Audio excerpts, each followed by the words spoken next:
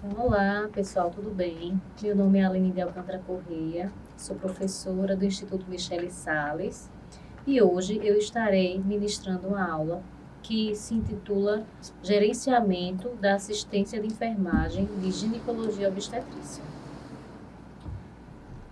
Então, teremos como objetivo diferenciar a liderança de gerência, expor os indicadores em assistência de enfermagem em ginecologia obstetrícia, explicar a construção de escalas, memos e atas, apresentar os insumos necessários para assistência de enfermagem a nível hospitalar, apontar os serviços auxiliares que estão articulando com o gerenciamento da assistência, que é o almoxarifado, o IFARMA, nutrição, CME, higienização, entre outros, e explicar o desenvolvimento de competência cognitiva, técnica e humana. Então, ao sair da instituição acadêmica, né, eu sou enfermeira, atualmente eu atuo enquanto coordenadora do Centro Cirúrgico da Maternidade Frei Damião, e também da CME, que é a Central de Material e Esterilização.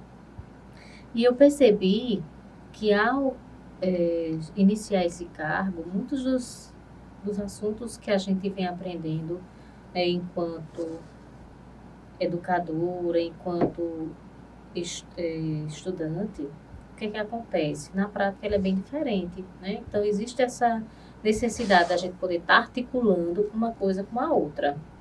Então, nesse sentido, eu preparei essa aula para vocês de modo que vocês pudessem estar vivenciando, né, eu trazendo o que é a realidade prática do gerenciamento na assistência de enfermagem.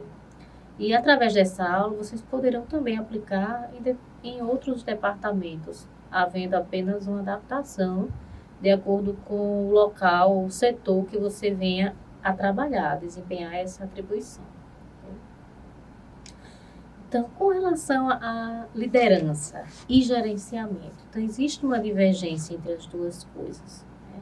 Santos, ele traz, que é um autor, ele traz a questão de que liderança é uma atribuição peculiar de uma determinada pessoa, independentemente dela ter uma formação em administração. Certo? Então, o líder é aquele pelo qual as pessoas procuram se espelhar. É aquela pessoa que vai influenciar as demais. Diferentemente de gerência, né, o gerente, ele exerce um cargo de chefia. Ele exerce e ele precisa desenvolver algumas atribuições, inclusive desenvolver a liderança, para que possa trabalhar adequadamente com os seus liderados, com aqueles que ele esteja atuando. Então, trazendo os modelos de liderança, Carrara 2017, ele traz alguns tipos, certo? Então, ele vai explicar a transformadora, que é o modelo mais atual, na qual esse líder ele busca transformar a situação, né, através de conhecer tudo aquilo que vai intervir no processo de trabalho, tá? Existe a transacional, situacional, a servidora, a autêntica, a quantum, a carismática e, por último, a clínica, tá? Então, isso aí é uma citação de um estudo, né, feito por Carrara, 2017. E ele diz, diferenciando um dos outros, ele traz essa caracterização de cada um. E ele fala que a liderança transformadora tem quanto ideal o desenvolvimento da equipe através de diálogo, observação do desempenho e valorização das ações. Já a liderança transacional se baseia na hierarquia instituída, recompensa e troca, ou seja, o trabalhador ele deve obedecer ao que é dito pela cúpula administrativa, pelos presidentes daquela instituição. Já a liderança situacional é apresentada por 3 vertentes. Então, uma que é por FIDE, considera que os diferentes modelos de liderança interagem nas variadas ocasiões e conhecer as contingências é fundamental, é de fundamental eficiência de liderança. Já Harsey, ele diz que a maturidade dos liderados influencia no comportamento e atuação do líder, enquanto que Robert aponta que nesse paradigma o líder deve minimizar as dificuldades, auxiliar e recompensar os liderados para atingir o objetivo da gestão. Tá? Então, esse autor ele prossegue afirmando que a liderança servidora, que é outro tipo, ele apoia a ajuda humanitária, procura intervir positivamente na realidade dos profissionais, sobre sua responsabilidade e a sociedade. Esse líder, ele se sacrifica para o benefício de todos. Além disso, se dispõe à questão da cura emotiva, tá? Procura agir com sabedoria, priorizando o benefício social em detrimento da organizacional. Tá, joia? Então, esse é um dos modelos que a gente está utilizando, que a gente precisa conhecer, né? Porque em detrimento desses tipos de liderança, algum pode se desenvolver ou pode ter determinado perfil, ou até mesmo, de acordo com a característica desse líder, um determinado modelo, ele virá a calhar melhor em determinada situação. Por exemplo, num hospital, você tem vários tipos de setores. Então, existe um setor, como, por exemplo, o centro cirúrgico, né, que o coordenador ele precisa se adaptar, ele precisa buscar transformar a realidade. Porém, em um momento mais urgente, no qual as ações precisam estar sincronizadas, ele precisa ter uma postura mais autocrítica, uma postura de que ele precisa dizer aquilo que deverá ser feito imediatamente, e as outras pessoas, de modo sincrônico, precisam estar realizando essas ações. Tá? Trazendo para a nossa realidade, né, do enfermeiro, enquanto profissional, que entre as suas atividades privativas está a de gerenciamento de serviços de saúde. Então, a Lei 7498 de 1986, ela afirma que as ações de direção em serviços de saúde e de enfermagem devem ser feitas pelo enfermeiro. Além disso, ela traz outros critérios, né, outros pontos, no qual o profissional ele pode receber essa autorização, né? Ele tem esse direito. No caso de organização dos serviços de saúde em atividades técnicas em empresas que prestam serviço, coordenação, planejamento e avaliação da assistência e enfermagem, participação em programas de saúde no planejamento, implementação e avaliação, e, além disso, gerenciamento de planos assistenciais. Então, na prática de serviços voltados à obstetrícia e à ginecologia, né, a exemplo de maternidades, o enfermeiro ele tem total apoio com base na lei de poder estar exercendo essa profissão, tá? No entanto, é importante que ele possa estar desenvolvendo suas habilidades, a competência e também estudando de acordo com a realidade daquele setor. É importante, existem muitas atividades a serem aprendidas e cada dia é um dia. Então, muitas vezes, os problemas que você enfrentou no início de um mês, no final já vão ser outros completamente diferentes. E isso deve acontecer, né? Então, todo dia é um dia de aprendizado. E a partir do gerenciamento, de você saber como gerenciar, você vai poder estar articulando setores, tendo apoio, né, agindo, usando estratégias para que possa desenvolver um plano de ação. E assim você vai poder conseguir dar conta de tudo isso, né, dessa gerência, que também não é fácil, mas que a gente pode, com o apoio dos outros profissionais, com o desenvolvimento da nossa competência, a gente pode sim dar conta de todo esse serviço. Tá? tá? Então, trazendo também uma outra vertente, né, um apoio que é do Conselho Federal de Enfermagem, número 0564 de 2017, esse é bem mais recente, ele diz que o enfermeiro tem o direito a exercer cargos de direção. Além disso, ao prestar serviço de cuidado, este profissional deve estar comprometido na administração destas ações nos diversos cenários existentes, com base científica nas áreas ciências humanas, ciências aplicadas e ciências sociais. Então, trazendo um pouco do gerenciamento da assistência de enfermagem, né, existe uma ferramenta que a DAE ela considera como uma ferramenta subjetiva, que é a tomada de decisão. Então, o que é a tomada de decisão? Então, o homem, pela sua característica, né, nós somos conhecidos como, pela espécie Homo sapiens sapiens, né, o homem que sabe. Então, a gente é uma característica peculiar de cada um, do ser humano, de tomar decisões, né? Então, as decisões, elas podem ser feitas e são feitas em todo momento, em todas as situações, né, em todos os lugares. Então, ao tomar decisões, no processo decisório, é preciso seguir algumas sequências, algumas etapas, porque é um processo. Então, todo processo, ele exige etapas a serem perpassadas, né? Então, a teoria das decisões, ela emergiu nas conjecturas, né, da teoria comportamental, de Alexander Simon, no século XX. E, a partir dessa utilização, ele se transformou numa poderosa ferramenta para a administração, para a gestão. A partir do momento que você sabe como tomar uma decisão ou identificar as etapas e segui-las, você tem maior chance de conseguir um resultado positivo no seu processo de trabalho, na sua gerência ou até mesmo na sua assistência de enfermagem.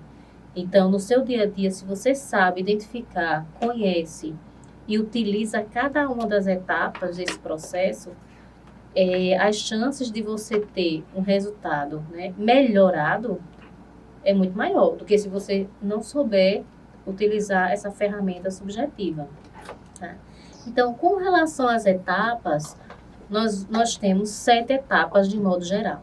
Tá? E na enfermagem, a gente tem a própria sistematização da assistência de enfermagem, também ela é um processo decisório. Tá? Na saúde coletiva, a própria teoria da intervenção prática em saúde coletiva também é outro modelo decisório. No ramo administrativo, o próprio ciclo PDCA, né, que é uma ferramenta que é de tomada de decisão, então também são sequências de processo decisório. Tá?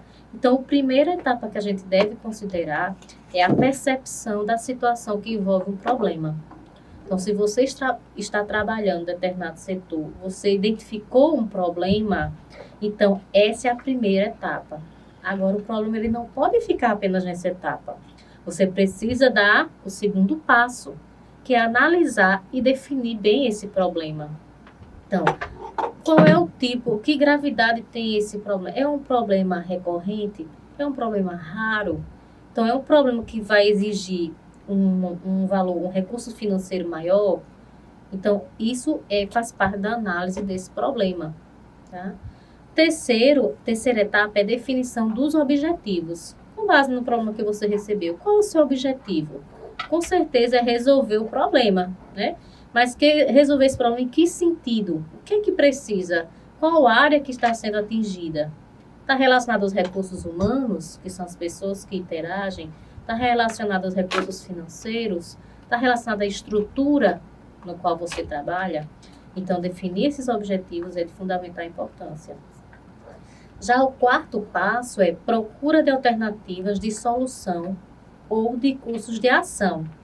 Então, a partir do momento que você identificou o objetivo, agora você já sabe qual é o seu problema, já verificou todo o envolvimento, já sabe qual é seu objetivo, já definiu. Então, você vai verificar quais são as possibilidades, tá? E verificar e analisar qual dentre essas alternativas é melhor, ou seja, o custo-benefício, você vai ter um bom resultado e também ela vai conseguir resolver seu problema, tá? Então, isso deve ser analisado também. Com relação ao sexto passo, é a avaliação e comparação dessas alternativas. E, por último, tem a implementação da alternativa escolhida.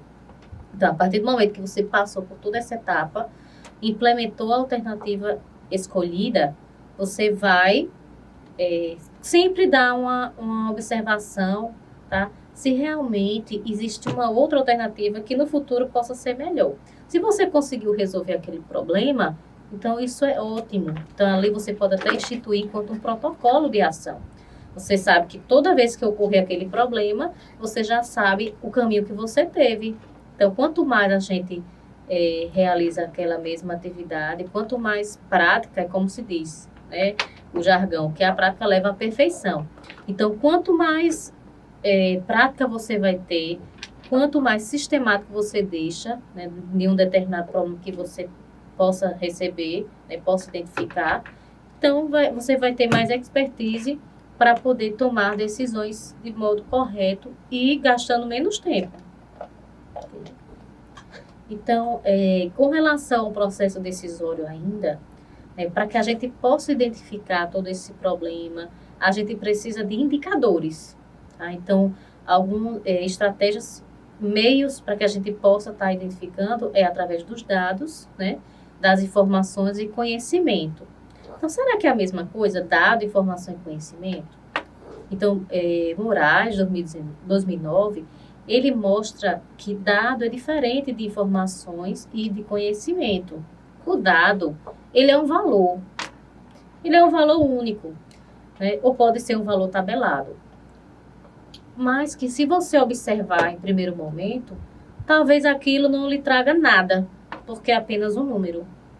Agora, diferentemente desse, quando os dados eles estão estruturados e são comparados com outras informações, né, outros dados, você vai gerar algo que é maior, que a gente chama de informações. Ou seja, a soma de dados, comparado com a literatura, vai lhe gerar uma informação.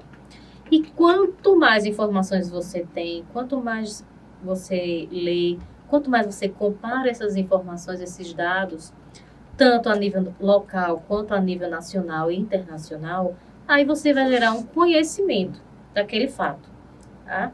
Então, para que a gente possa, a nível gerencial da assistência de enfermagem, poder gerar esse conhecimento, que é maior, mais abrangente, né, e que fica mais tempo, né, na nossa mente, então a gente precisa estar se estruturando. E uma ferramenta importante são os indicadores, que eu vou mostrar para vocês como a gente pode estar realizando e preenchendo esses indicadores, tá?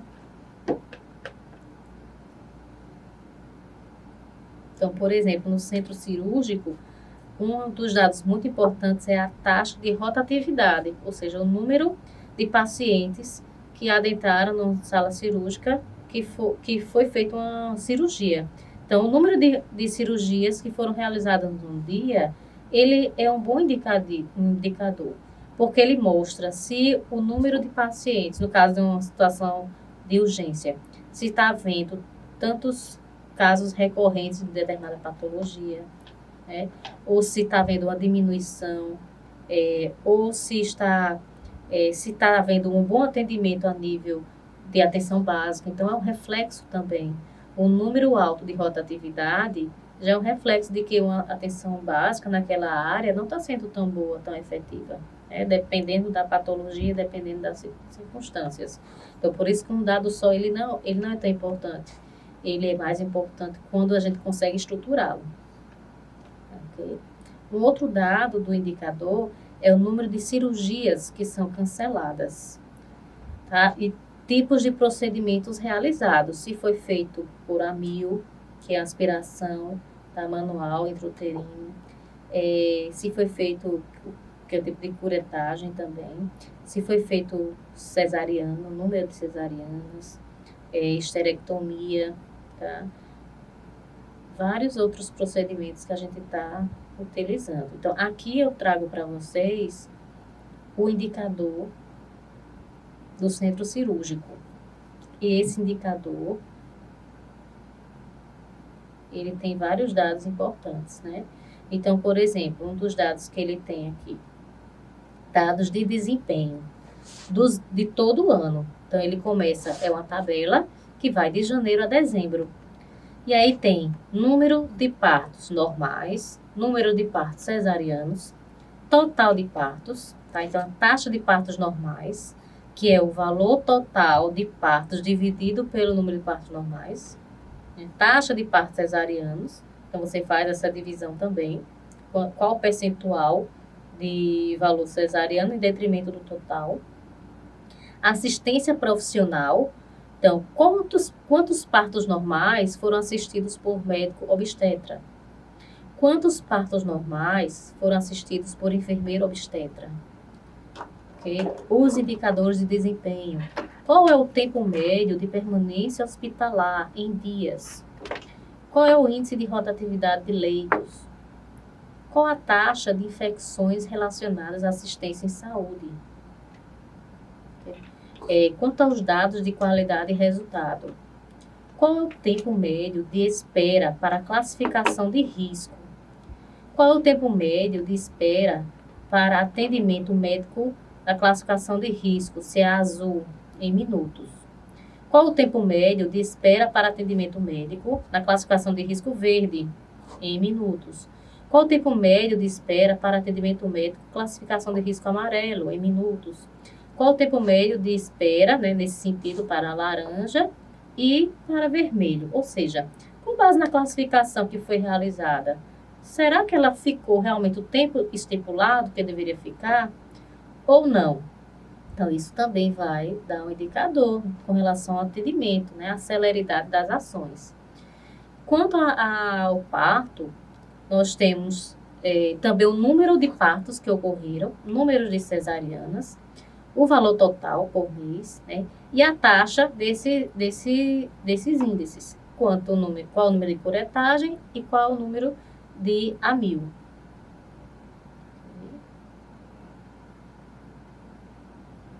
Informações aqui. Também nós temos informações sobre os dados da mulher. Qual foi o número de óbitos maternos? Qual a taxa desse óbito por nascidos vivos? Qual o número de episiotomias? Qual a taxa de episiotomias por partos normais? Laceração de primeiro e segundo grau. Qual foi a quantidade? Qual a taxa de lacerações de primeiro e segundo grau por partos normais? Qual o número de lacerações de terceiro e quarto grau? Qual a taxa de laceração de terceiro e quarto grau por partos normais? Também, qual rotura artificial de membrana? E a taxa do RAM, que é a rotura artificial, por partos normais? Qual o número de partos com ocitocina no segundo estágio?